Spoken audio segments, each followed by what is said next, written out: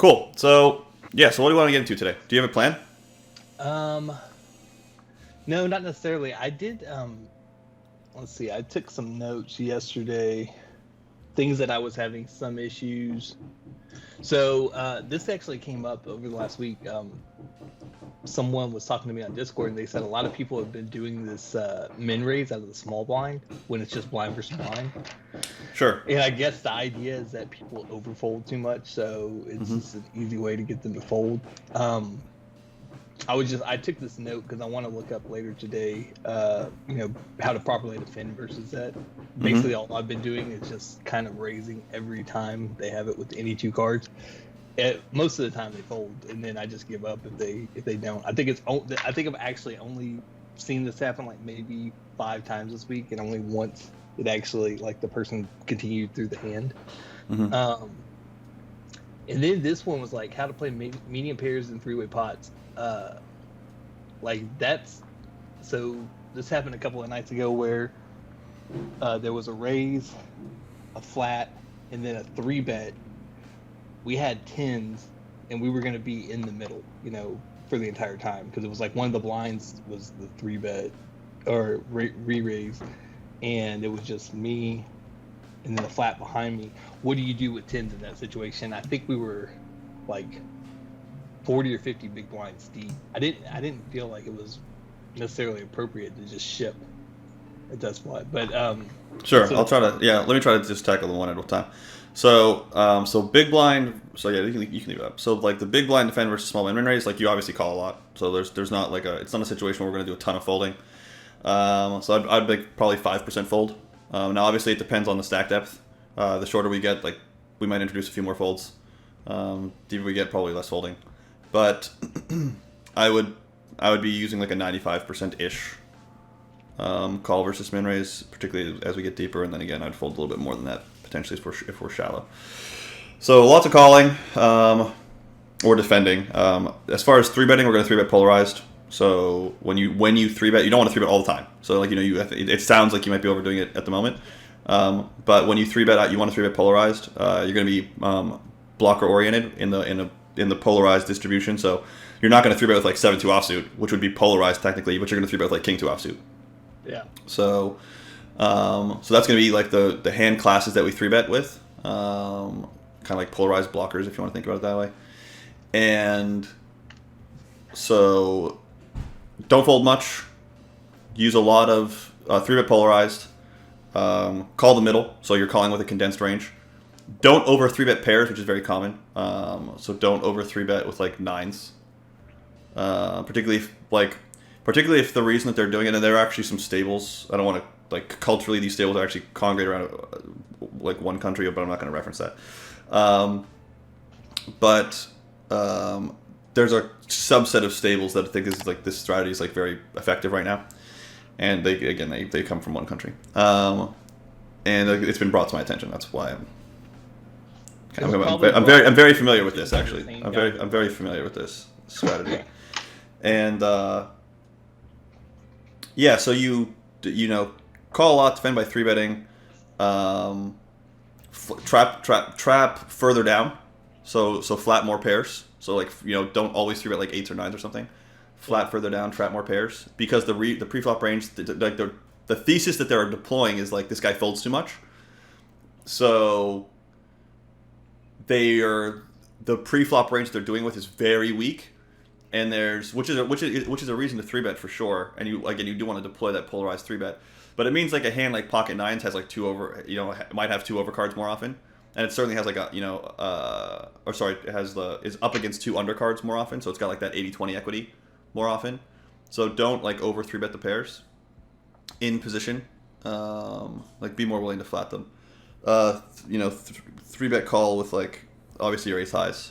3-bet call like some suited king queen probably, some suited king jack, and then trying to think about what else. Make sure your fold to c-bet's not too high, because you're going to be flatting with a really weak range. So make sure your fold to c-bet's not too high. What range should my fold to c-bet be in that situation?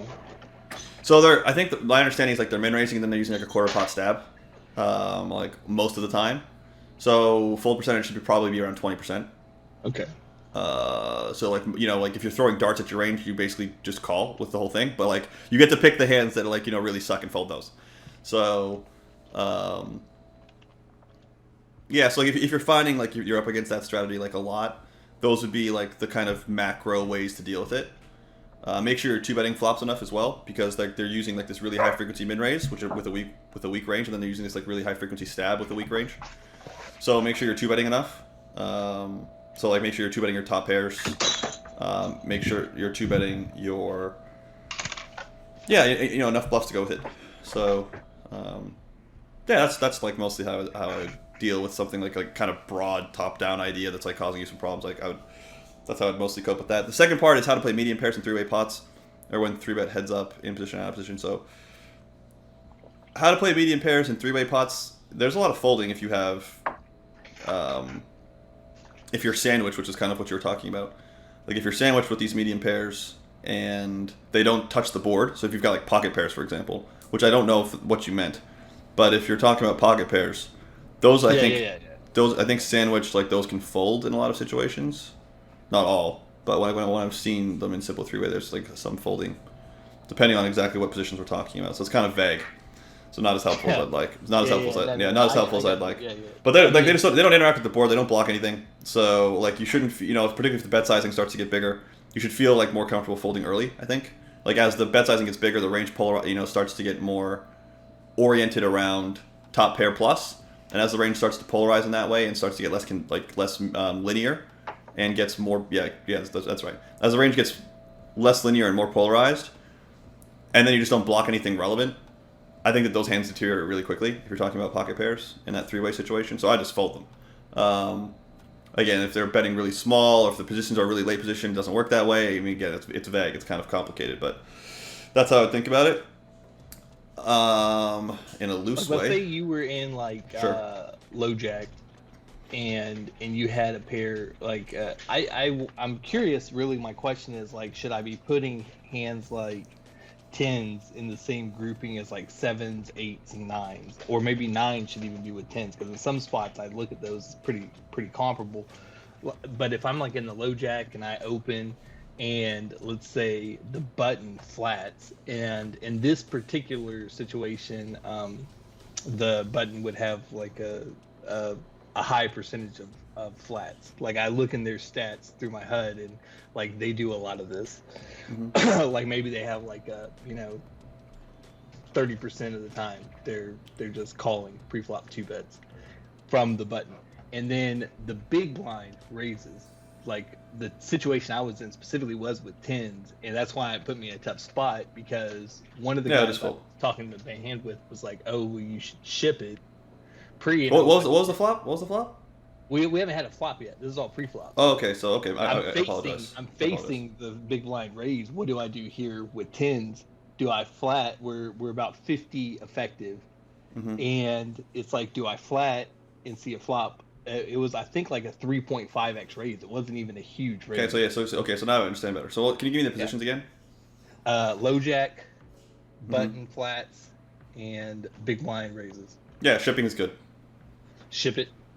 Yeah, so like the basically, like, you want to think about it, in my opinion, what the way that I think about it is, calling is really good when the player who's left to act or to overcall is out of position, and calling deteriorates a lot when the player who gets to overcall is in position.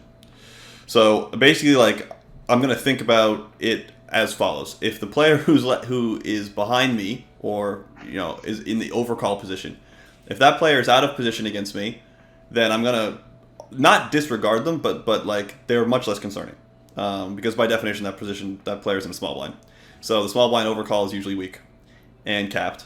And it's not to say that like other positions for calling your open, when they first call your open, it's not like those positions aren't like somewhat capped at least, but the small blind tends to be particularly capped when it calls. And so that's part one, and then part two is you have a positional advantage as the hand plays out, so you can you'll make less mistakes, you'll realize more equity, you'll make more money. So with a positional advantage against the small blind, you do call more and you fold less. Just in general, you fold less. and you call more. And if the player left to act is in position against you, you 4-bet more, and you call less. So if you're in position, you call more, you 4-bet less. If you're out of position against the player left to act, you 4-bet more, you call less. So that's how I think about it. And how would you play 9-9 there? Is that just a fold free, or do you think that's... Yeah, I might fold. I mean, I'm going to pull up a model real quick, and let me just give me 1 sec to reference it. So I'm just going to check like 50, because that's what you asked about. So 50 big blinds, and you said, like, what did you say, hijack? It was low jack, button, and big blind. Sure. So let me 1 sec. Oops. Low jack, UTG +2, button, calls, and then big blind squeezes. So 9s is, so 8s is actually where, in this situation, 8s is where the hand's indifferent. It's worth about 0. It's folding 25%. It's calling 75. So that means it's worth 0-ish, because otherwise it'd call all the time. So 9s is still 4-betting a lot. 10s is pure 4-betting. So 10s is pure ripping it. 9s is 74% ripping it, 26% flatting. So 9s is not a fold. It's not worth 0. You still have to just mostly go with it. And then, actually, I'm just going to go back. I'm just going to reference. I just want to see what happens if the small blind is the player who calls and the big blind squeezes then, just so that I can get an understanding. UTG opens. Maybe I'll share my screen here really quickly, so you can see what I'm talking about. You see my screen? Yep. Cool. So this is the solution for the spot that you were asking about, where you open the low jack and the button flats, and then you get squeezed by the big blind, and this is the strategy. So if you just kind of take stock of the ratio here, you're actually more likely to 4-bet than you are to flat. It's a 1-to-1. It's more than 1-to-1 4-bet to flat ratio. And most people just they call all the time here. Like they call more than they 4-bet, right? Because that's in most situations that's actually the right answer. Like in most situations, if you think about 3-bet versus flat, right? Like if you're gonna 3-bet versus call, in a lot of situations, small blind excluded, you're gonna call more than you're gonna 3-bet, right? And so most people are conditioned to take the passive line more often than they take the aggressive line. In this situation, that's not great with the player left to act being in position. But now, if the small blind was the player, so UTG +2 opens, small blind calls. Yeah, I was actually going to ask about this. And now the big blind squeezes again, and you can see how much more calling there is and how much less 4-betting there is. So now we went from a 1-to-1 ratio when it was same position opens, and we had button call. Now we have small blind call. You see the impact on the call strategy. You can see the ratios here. So we went from more than 1-to-1 4-bet to flat ratio to sub 1-to-3 4-bet to flat ratio. So 4-betting is a much less effective or less necessary tactic to use when you have position on the player left to act, or when the small blind's got the range that the small blind's got. But this kind of repeats itself over and over again in various situations when the small blind calls. So, if you were up against if the small blind had been the caller, then flatting would have been great. But when you're out of position against the button and the button's got a button range, you should be 4-betting. And the same thing's true about 9s. You can see the impact on 9s. You can see how much more comfortably all these pairs can call. Yeah, they're calling. Yeah. Yeah. So having it matters where the overcaller is. Is the overcaller in position, or is the overcaller in the small blind? So that's how I think about it. That's how I break it down. That all makes sense, because if you have, any of these pairs, 4s through 9s, even 10s, and you're kind of sandwiched in between two players that you're not going to be in position in the entire round, then you're going to be folding so many flops. Yeah, and you're going to be making bad decisions, and you're not going to be able to it's just difficult. It's more difficult, and these hands are already close. You can see the 10s is mixing here with the small blind in the hand too, right? It is close. It's not like it's pure this or pure that. It's close. And so if it's going to be close, then it just takes a little bit to tilt you one way or the other, right? So, yeah, that's how I think about it. You can also see here the traps with aces and kings here. Even though you're likely to go multi-way, it's worth it to trap with aces. with the small blind left to act, I think is like kind of noteworthy still. But some people, because a lot of people won't do it, I think, if they're concerned about going forwards, particularly with the three ways, particularly with kings. So it's cool to see that as well. But yeah, you can go back and share your screen again if you want, or if you have something else you wanted to talk about, we can take a look at it. No, this is fine. Sure. Nah, dude, that was actually really, really, really helpful. Yeah, so the answer is right to the question is really just it depends. Is the guy in position or is the guy out of position who's left to act? If he's in position and he's left to act, then 4-bet. If he's out of position and he's left to act, then call. At least then you can think about calling more. That's the way that I would think about it. That's the overriding principle that drives how I play when I'm in that spot. All right, guys, I'm going to give you a super quick explanation of what these charts are. So we can pick one of a huge number of situations. We've got spin and goes, we've got ICM final tables that you can choose from, but we're just going to pick a generic spot, 50 big blinds, 8 max. What do I do if I'm under the gun? You do this. This is the under the gun raise first in strategy. If it folds to you in middle position, what do? You do this. If it folds to you in the low jack, you do this. If the small blind limps, okay, limp first in. If the small blind limps, this is what you do in the big blind. This is your big blind strategy at 50 big blinds.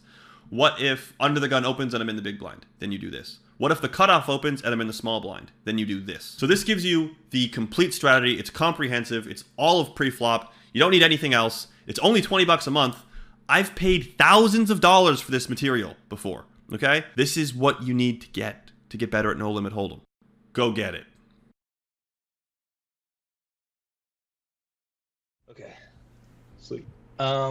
So just looking at my stats, you can see like obviously our trouble area is still out of the big blind. Sure. Now a lot of this is still kind of the sample that we worked with since I didn't get to play. I think I only got to play like 15 to 17,000 hands since our last session a couple of weeks ago because of that storm. So a lot of these stats are similar to that. I did notice I felt like I was going over my stats and I was still missing some of the bottom of my ranges. So I went in and I built some filters just so I could focus. I think when I was going on that downswing that I told you about, that I kind of took out some of the weaker parts or the weaker parts of my opening ranges just like subconsciously because I was just trying to play less hands because I just kept running so bad. And so I actually think I kind of reversed that the last couple of days, maybe this last week, and trying to play a little bit more aggressive to come out of the slump. And I feel like it's working because I know we bubbled a 55 final table 2 nights ago, and then I made a couple of final tables yesterday, including a 3rd place finish in a micro. So I went and told everybody on the Twitch streets, like, hey, this fucking bundle works for micro stakes. I'm at 2 micro stakes final tables today. So, but yeah. I appreciate the love. Oh yeah, and then I tell. I mean, your win rate's a better testament to that over like this full 60,000 hand sample, right? I mean, like you've just. I think what was the win rate when we first started? Oh, dude, when we first started, it was negative. It was negative, right? 0.02. Yeah, it was flat. So nil, and it's at 8 now, right? Yeah. And this is low for me right now, even too, because this hands, I was in double digits. So I think, like I said, I mean, it was a mixture of just running bad, not believing myself, probably overfolding too much in the later streets, or like we've worked on numerous times, and what we got to keep working on is river decision making. I think a lot of it is, like what you said, just big blind is my biggest issue, and I think I miss playing hands there, and I don't know if I'm just like if I'm calling too weak, like I'm overcalling on rivers or I'm over bluffing. I mean, I'm not sure exactly what it is, what part of the tree I'm missing, but sure. Let's drag the bar to the right. So most of these, like statistically speaking, is from the big blind. I'm focused on the big blind. Most of that information that's there statistically looks reasonable. Like there's things that are like modestly off. So like you're not 3-betting enough versus steal from the big blind, for example. But it's all modest. It's not enough to tank the win rate the way that it has. So and it's been persistently tanked, right? So so that's not like nothing that I'm looking at so far was doing it. So I've already seen most of this. Okay, there we go.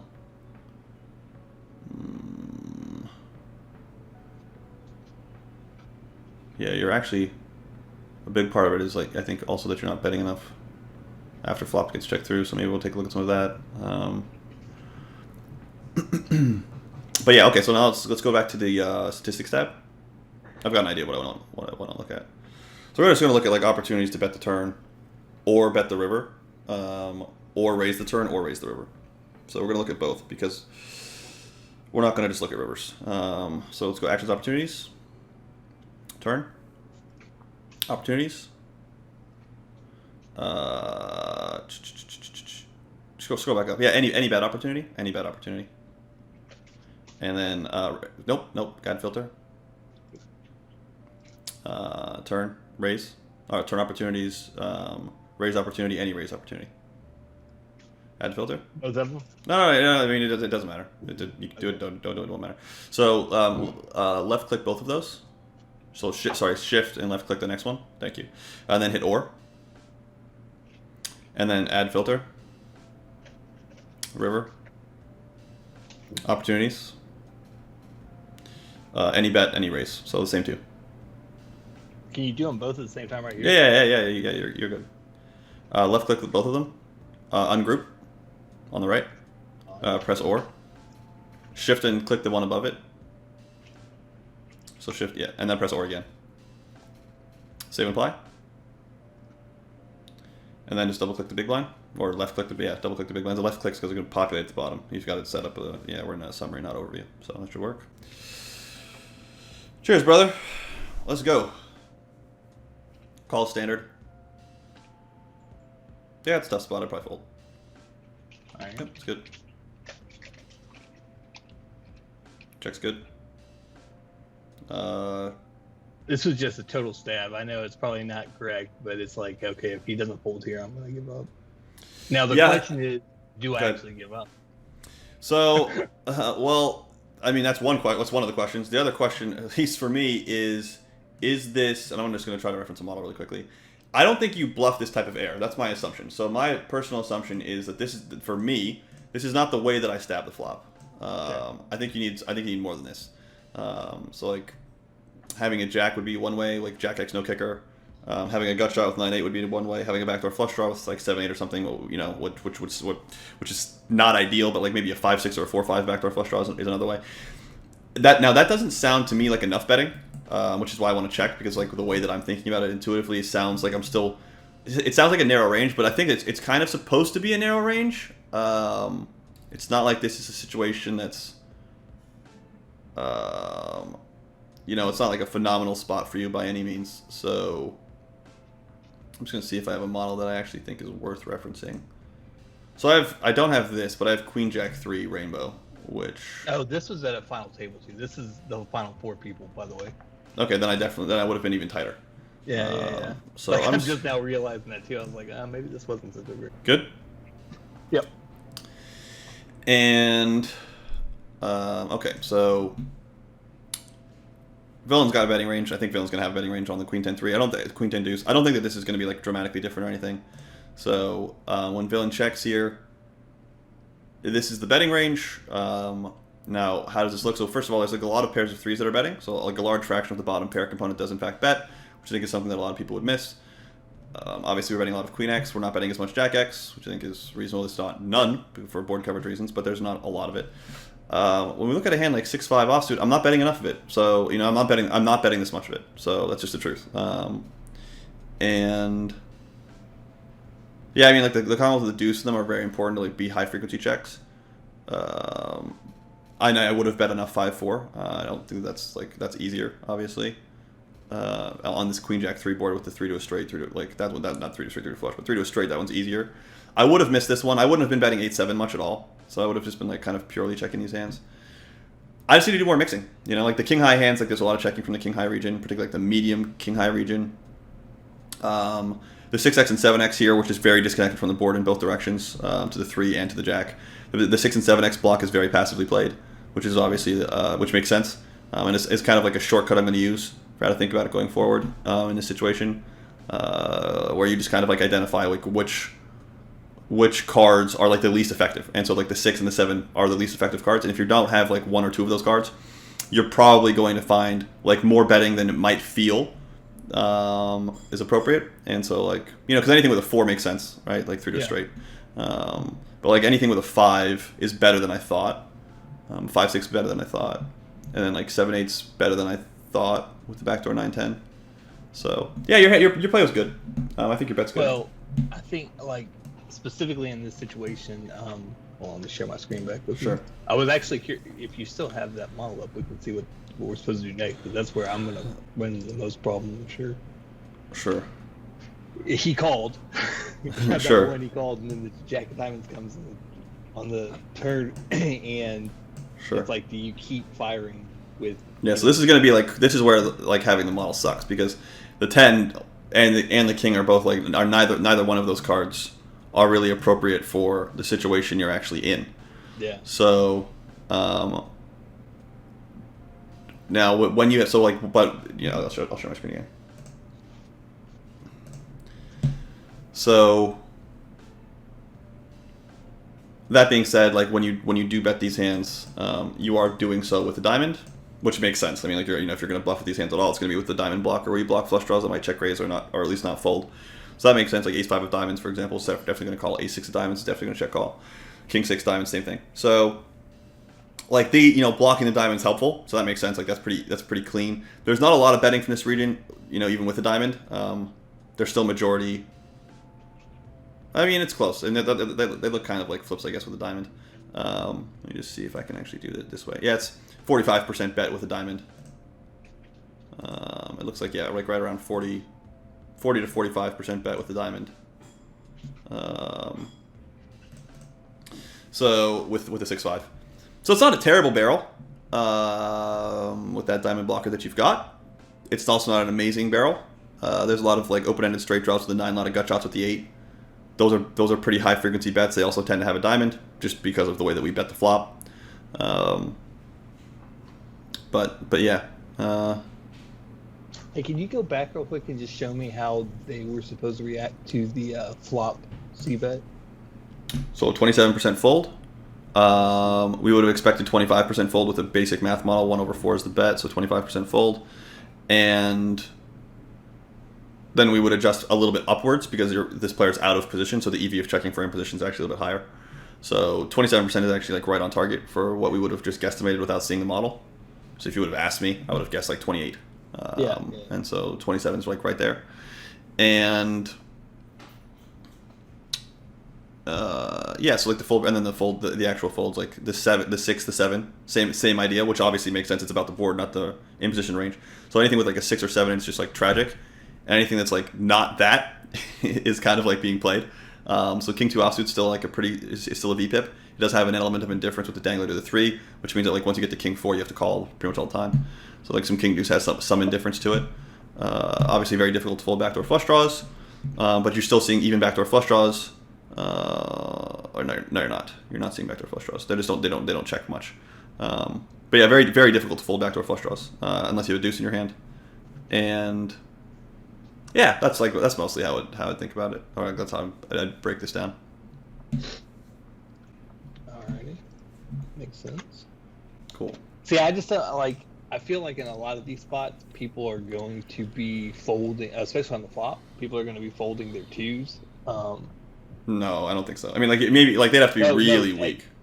I think at the levels you're playing at, people probably are calling with 2s, but I don't think people are It's blind versus blind, bro. It's blind, dude. I've coached a lot of people. But we're also the final 4. Remember, these are the final 4 people. Oh yeah, he's not gonna have 2x. Yeah, sorry, I actually wasn't thinking about that. But he's not gonna have 2x. He's gonna fold a lot of the 2x pre-flop. But he does cover you too, though, right? He does cover you. Well, what's interesting at this final table, I looked all these guys up, and these final 4 people, I think, were the only 4 winners left. Like everybody else was, And okay. As I was watching, I felt like this particular player was probably the stickiest. So that kind of doesn't jive with what I just said. But I think in general, people like at these spots, people are not going to be playing for backdoor flush draw, especially out of position. They're not going to. Well, sure, yeah. I mean, like that model, like for what's worth, I wasn't even thinking about it when we referenced everything. Like, yeah, the ICM adjusted strategy is going to look radically different. So as far as like ICM adjusted strategy, the small blind should have raised. So you're not supposed to get here. That makes sense. And when you do get to the flop, you're not supposed to stab. Like your range is going to get like you're going to polarize your range more. So there's going to be like less 10x bets as the in-position player. You're going to be polarized more, so that if you do get check raised, you're not pissing away equity because you can't realize medium strength equity versus aggression. ICM adjusted. So what I'm trying to tell you is, if you bet a medium strength hand and there's an 11 big blind stack at the table and you get check raised and then he barrels and he shoves the river, you can't hero call. I don't give a shit what the run out is. You can't hero call because the ICM tax from the 10 big blind stack is too great. So what you do is you bet a polarized range where check raising is devalued as a strategic option for your opponent. So you bet like, Queen X plus. If you bet Queen X plus, and let's just say, if you have a set to simplify, if you have 2 pair and you bet if he check raises you, you're like great, you know what I mean? So you value bet hands that are more polarized. You bluff probably with like stronger, like slightly cleaner bluffs, but still polarized. So a hand that exemplifies that to me would be like 4-3 of diamonds or something. You want to have less condensed, like medium-ish hands, I think, in the betting range. And then, that's how I think about the flop for you. Like it's gonna be tighter, but and structured differently. Pre-flop, you're also gonna show up with like more weak hands because you're gonna be you're not gonna isolate normally your isolation strategy is polarized, but you can't add as many bluffs per value bet in this ICM distribution, so you're going to have more polarized junk in the pre-flop check, and you're also going to have like some more medium strength in the pre-flop check because like you're going to get here, and I don't know what the answer is in this situation with pocket ace, but that's the point. Like the point is we don't know the answer. Like should you raise not all in and then call a shove, or should you just shove? Or should you check? I mean, I don't know. So, I mean, I could tell you like advantages and drawbacks to any one of those strategies. So, I'd have to solve it to know, and I don't know. So I would say that you have like more medium strength value, but you also have more polarized junk in the checking range. So that's how I think about it. I wouldn't have bet the flop of this hand though in this situation, even after seeing the model, because of the ICM. And I think I would bet this hand now. 40% of the time. If we weren't in this kind of ICM coffin. Yeah. And then like after bet flop, check call from villain, get to the river, I just pure fold the river. Yeah, I'm hoping I fold here. Whew. Got him. Nice, brother. All right, man. So that was our half hour, and I appreciate the conversation before we started recording, before we started doing this. That was fun. So yeah, thanks, man. Appreciate it. All right, brother.